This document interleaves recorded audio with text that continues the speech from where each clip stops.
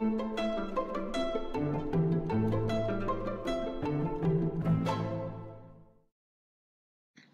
judges. We are Jacinta, Kelly, Jenny, Randy. We are all freshmen and we all major in occupational therapy. Today, we are going to present our topic about the English project report. So this is our title, A Deep Sight into David. First of all, this is our content. I'll be in charge of the introduction and the conclusion, and Kelly, Jenny, and Randy will be doing the main points.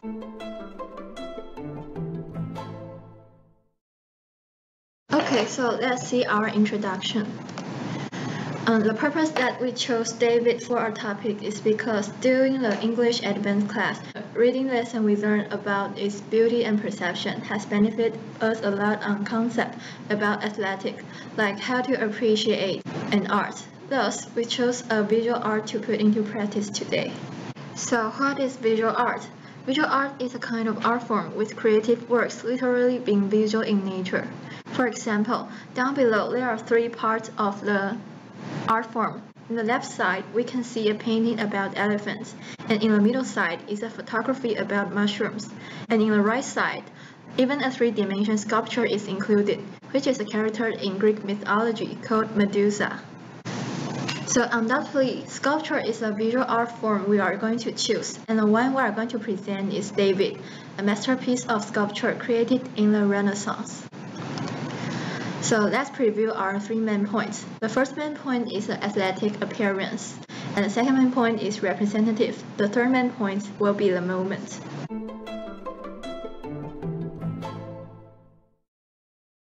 Hi, my name is Kelly. Today I'm going to talk about aesthetics appearance of David.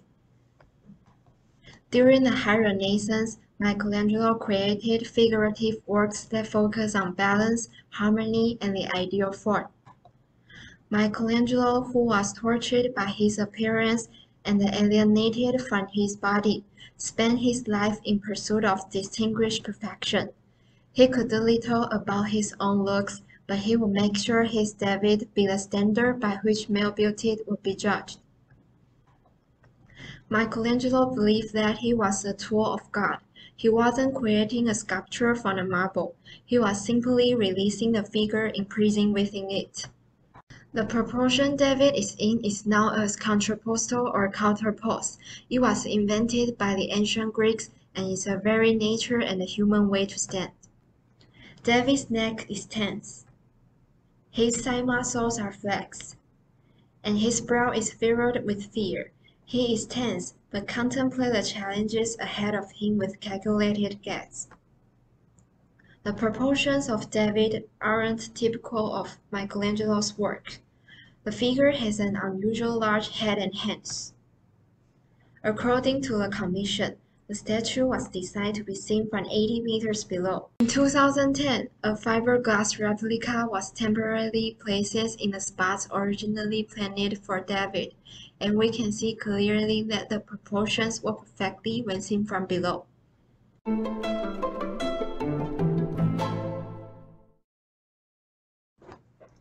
Hi, I'm Jenny. I'm going to discuss the representative of David. David's story in the Bible is well known. According to the Old Testament, David was an Israeli young shepherd. When the Philistine army attacked Israel, David went to the front line of the army to deliver food. Goliath, who is a giant in the enemy, was leading the battle. When the Israelites could hardly resist, David stepped forward and killed Goliath with a stone sword, and he became a hero in saving Israel. All statues are more than mere representation, but Michelangelo's take on it was revolutionary. By removing the conventional attributes of the biblical hero, Michelangelo also gives it a wider metaphorical meaning. For the first time in art, David is depicted before the battle rather than the moment of a victory. This changed everything, for Michelangelo depicts rationality. David isn't about to fight Goliath with brute strength, but with skill and reason. David represents the humanist ideal of a man. At the same time, it was also a symbol of the people of Florence who resist foreign enemies and defending their motherland. It marks the awakening of mankind. The philosophy of humanism was first made public by Epicurus. In his idea, humankind was first recognized as the center of the nature of things. As a result, for Michelangelo, David was the first representation of a man conquering life instead of the gods. Today, the humanist symbol is the happy human. However, Michelangelo's David was the first symbol of humanism for a society living in a dark age. It is recognized as a symbol of humanity overcoming external control, not limited by blind faith. It reminds us that we humans control our own lives rather than our life being controlled by gods, who are identified solely by others claiming authority over us.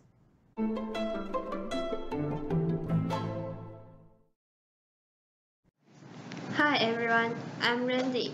Next, I will introduce the criteria of moment about David. First, let's talk about the definition of moment. Moment is a specific point in time, like a smile flashes or a bubble burst. And we think the most beautiful moment in a sculpture is that people can feel its emotions and dynamic at a glance. And this sculpture can also make appreciators feel that it is a work of vitality. Traditionally, David had been portrayed at the victory moment, which giant Goliath's head was chopped off and was stabbed. However, Michelangelo was completely different. He chose to break with tradition, and he showed the distinctive moments before the battle.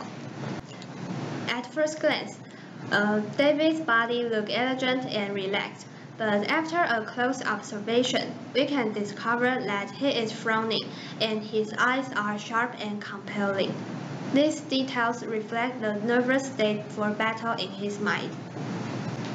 David's head turned to the left, and his eyes fixed on the enemy. He is alert and concentrated, standing in classical contraposition. He is holding a stone and slightly clenched his fist. Although he is about to enter the battlefield, his appearance is calm, so that the statue not only shows internal tension but also shows David's rationality, brave, and winning faith. Michelangelo portrayed David as a mature young man and a wise hero.